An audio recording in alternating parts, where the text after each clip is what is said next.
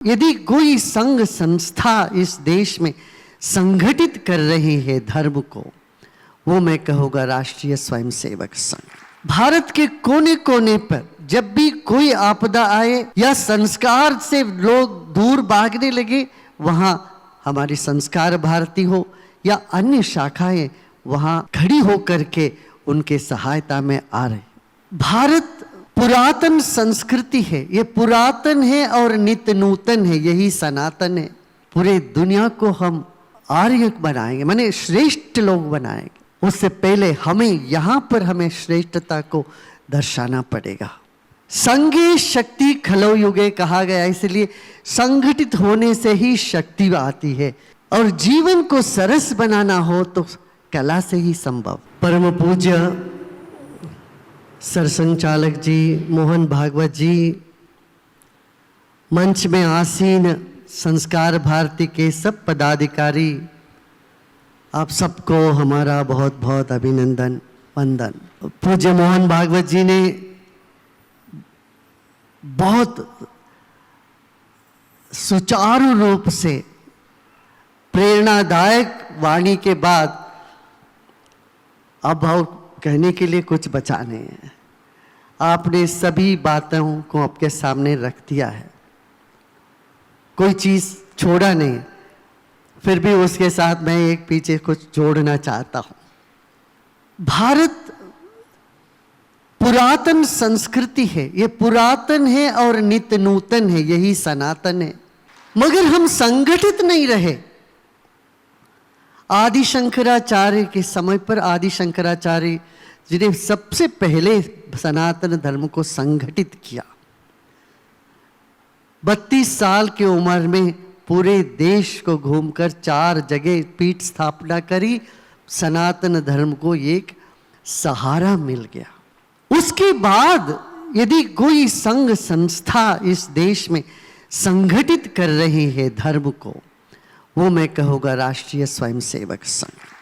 भारत के कोने कोने पर जब भी कोई आपदा आए या संस्कार से लोग दूर भागने लगे, वहाँ हमारी संस्कार भारती हो या अन्य शाखाएं वहाँ खड़ी होकर के उनके सहायता में आ रहे। भारत का उज्जवल भविष्य की नींव यहाँ से शुरू होता है, इससे शुरू होता है।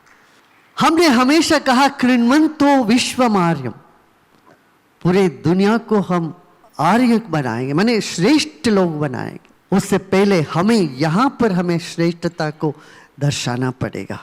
यह काम संघ के एक एक व्यक्ति निष्ठा से कर रहे हैं, सदियों से कर रहे हैं। उन सबको हमारा नमन है और उन सब के लिए हमारा बहुत बहुत हृदय से धन्यवाद है। 4 चीजें जीवन में आवश्यक होता है: शक्ति, भक्ति, युक्ति और मुक्ति। संघे शक्ति खलो युगे कहा गया, इसलिए संगठित होने से ही शक्ति आती है। इस बात पर जोर दे करके अलग अलग क्षेत्र में, चाहे संस्कार भारती हो या वनवासी कल्याण योजना हो या आचार्य धर्म सभा हो, अलग विश्व हिंदू परिषद हो, संघ के कार्यकर्ता निरंतर काम कर रहे। यही तो पूजा है, ईश्वर की पूजा है। ये अनुकरणीय है और श्लाघनीय है।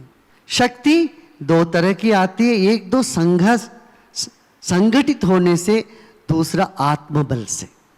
आत्मबल की शक्ति आना हो तो साधना में उतरनी पड़ती है, और साधना से वो होता है हमें भक्ति। भक्ति के बिना कोई साधना नहीं चलती। वैसे देखा जाए, राष्ट्रभक्ति और दैव भक्ति एक ही सिक्के के 2 पहलू हैं। हमारा देश में ये दुर्दशा थी, हमने राष्ट्र प्रेम को, राष्ट्रभक्ति को अलग मान लिया, दैव भक्ति को समझ ले ये हमारा प्राइवेट है, अपना निजी है। घर में हम भक्ति करते हैं मगर समाज में हम भक्ति के लिए वो स्थान नहीं है। इस तरह के सेक्युलरिज्म के नाम से हमने अपने आप को अंदर से पर्सनालिटी में ये खेद पैदा कर दिया, भेद पैदा कर दिया। इससे देश को एक कई पीढ़ी के लोगों को बड़ा नुकसान हो गया। देशभक्ति दैव भक्ति एक ही सिक्के का दो पहलू, इस बात का भी यदि कोई निदर्शन देश में है, वो मैं कहूँगा हमारे आदरणीय संघ संचालक जी के उनके अनुमति से ये राष्ट्रीय स्वयंसेवक के पास है। गोपाल कृष्ण गोखले जी ने और अन्य महानुभावों ने देश में सामूहिक पूजाएं शुरू करी, मगर आज हम ऐसी एक स्थिति पर खड़े हैं और राम मंदिर के इस भव्य कार्यक्रम के बाद तो देश भर में वो लहर उठ गई, राम का लहर, राम नाम का लहर। और कल उसके जो एक सारथी रहे राम जन्मभूमि के, भारत के लोगों के जनजीवन में वो जगाने की सारथी रहे हमारे आदरणीय लाल कृष्ण आडवाणी जी, उनको भारत रत्न से विभूषित किया गया है। वो ये बहुत हर्ष का विषय है। हम सब उनकी जो त्याग, उनका जो निष्ठा, उनकी जो विशाल दृष्टिकोण से हम बहुत अभिभूत हैं। यहाँ जो आप देख रहे हैं विशालाक्षी मंडप, इस मंडप का उद्घाटन भी उनके हस्त से हुआ, वो यहाँ आए। वैसे संस्कार भारती और आर्ट ऑफ लिविंग का जन्मदिन एक ही समय पर, ये जुड़वा बच्चे कह सकते हैं। इस मैं एक साधु रहा हूँ क्योंकि मुझे संस्था से कोई मोह नहीं था, न करना था। हम जो ज्ञान हमको ईश्वर ने दिया वो हम बांटते चले गए थे, मगर दो व्यक्ति हमारे सुप्रीम कोर्ट के यहाँ आए। एक तो जस्टिस भगवती जो पूरे आस्तिक थे, और दूसरे जो व्यक्ति एकदम नास्तिक थे, वी.आर. कृष्णय्यर। ये दोनों आए, बोले गुरुदेव किसी भी चित्र के लिए एक फ्रेम की जरूरत नहीं, जरूरत पड़ती है, एक चौखट की जरूरत पड़ती है, इसके बिना चित्र नहीं दिखता है, इसलिए एक संस्था बनाना आवश्यक है। आप तो ना बोलते हैं, फिर भी संस्था बनाना। तो वो दोनों इस संस्था के ट्रस्टी बने और आर्ट ऑफ लिविंग शुरू हुआ सन 81 में, 13 नवंबर 81 में उन्होंने संस्था को बनाया। मगर संस्था तो छोटी सी बात है, मगर मुख्य बात यह है तत्व। तत्व क्या है उसमें? शक्ति, भक्ति, युक्ति और मुक्ति। हमें मुक्त होना है। किससे मुक्त होना है? अपने मानसिक तनाव से, छोटे मन से, ईर्ष्या से, अहंकार से, गर्व से, इन सब बातों से हमें मुक्त होना है। दूसरा, हमें गुलामी मन मानसिकता से हमें मुक्ति पानी है। हम बाहर चले जाते हैं विदेश तो कपड़े बदल देते हैं और नाम बदल देते हैं, कृष्ण हो तो कृष्ण बन जाता है, मगर ये नहीं होना। अब हम विदेश में जब थे, योगा के कई लोग एक्सपर्ट बने, कुछ योगा के बड़े बड़े एक्सपर्ट लोग ये बोले हम योगा को सैनिटाइज कर रहे हैं। मैंने मतलब क्या है? मैंने इसमें मंत्र वगैरह है ना, ये सब हम हटा देंगे। वो योग को सिर्फ शारीरिक क्रिया के रूप में ले जाए। योगा को वोम निकालने से सैनिटाइज हो जाता है, ये समझते। हमने कहा ये अपराध है। आप एप्पल भेजते हो, ये हम उसको एप्पल को हटा दे, हम कुछ वहाँ बनाना लगा दे, आप मानते हो क्या? हमारी विरासत है, ये संस्कृति है, ऋषियों ने जिन्होंने इसको अपना देश दुनिया को दिया है, हम आप उनको अपमान कर रहे हैं। ये सर ये पायरेसी है। मैंने कहा ये पायरेसी ऑफ नॉलेज, ज्ञान को इस तरह से, ज्ञान की चोरी, कृति की चोरी है, ये नहीं करना है। ये कहने के लिए भी हम लोगों को वो हिम्मत चाहिए।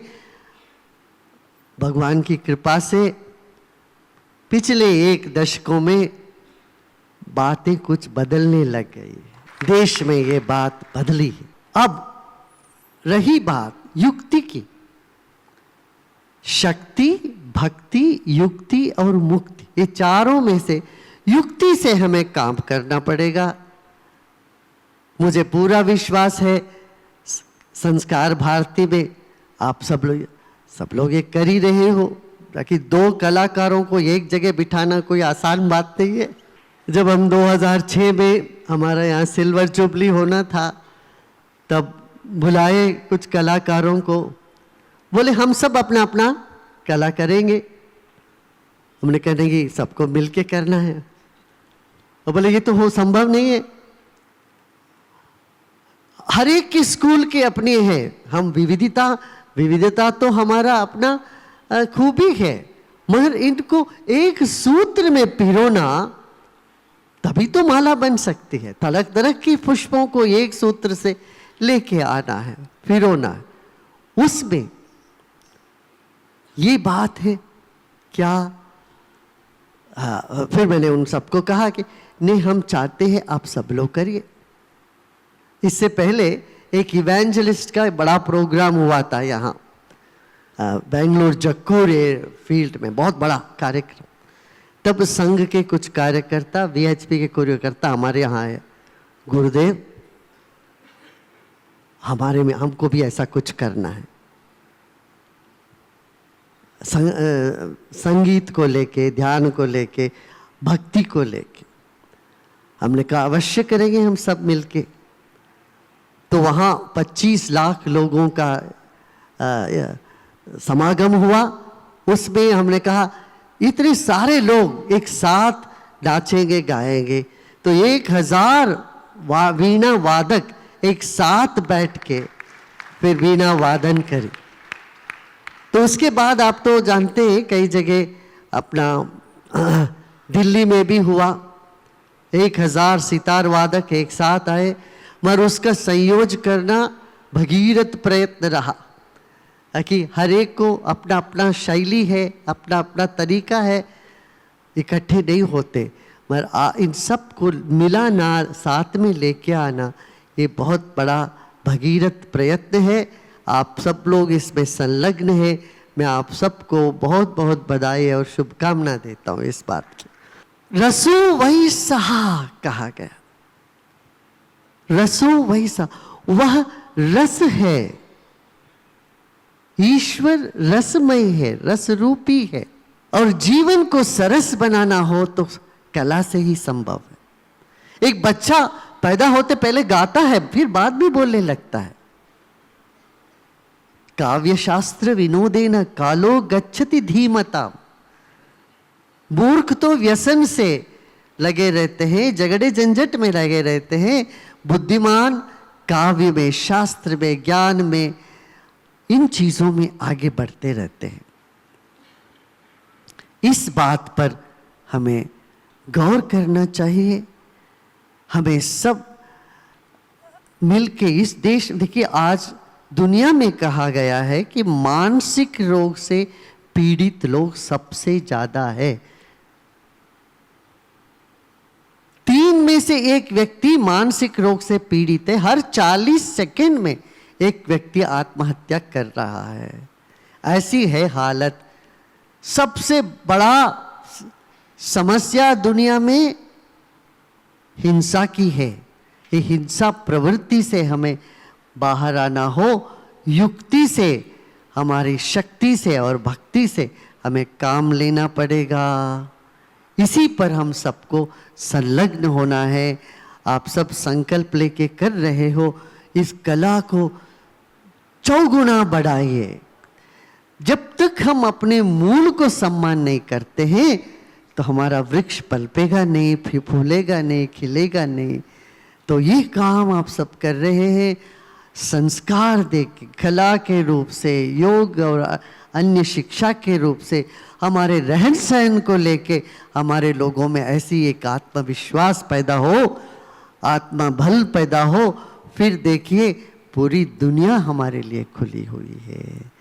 इतना ही कह करके मैं आप सबको फिर से हृदयपूर्वक अभिनंदन देता हूँ, वंदन करता हूँ।